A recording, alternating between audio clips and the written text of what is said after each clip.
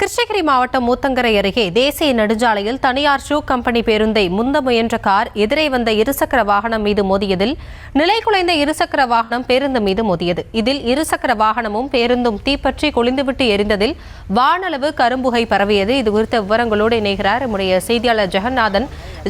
விவரங்களை வழங்கலாம்.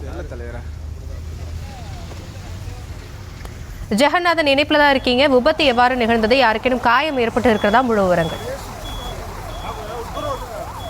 மாவட்டம் ஊத்தங்கரை அருகே உள்ள கொட்டுகாரம்பட்டி பகுதியில் இருந்து போச்சம்பள்ளி சிப்காட்டில் உள்ள தனியார் ஷூ கம்பெனிக்கு ஆட்களை ஏற்றிக்கொண்டு கொட்டுகாரம்பட்டியில் இருந்து கிளம்பிய வேன் இந்த பேருந்து கல்லாவியைச் சேர்ந்த மாதேஸ்வரன் வயது 59 என்பவர் ஓட்டி வந்தார்.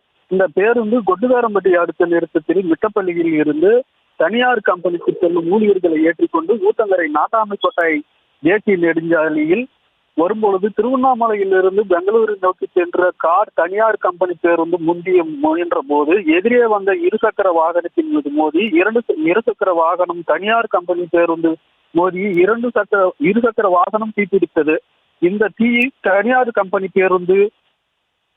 பேருந்துக்கு பரவியது. தனியார் கம்பெனி ஊழியர்களை ஏற்றிச் சென்ற பேருந்து தீப்பிடிக்க தொடங்கியதும் மலமளவென தீ பற்றி கொண்டவுடன் அதில் உள்ள பயணிகள் உடனடியாக குதித்து வெளியேறினர். இருசக்கர வாகனம் மற்றும் தனியார் பேருந்து முழுமையாக தீப்பற்றி எரிய தொடங்கியது.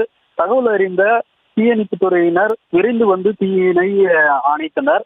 இது குறித்து ஊத்தங்கரை போலீசார் வழக்கு பதிவு செய்து விசாரணை மேற்கொண்டு வருகின்றனர். விவரங்களுக்கு நன்றி ஜெகநாதன்.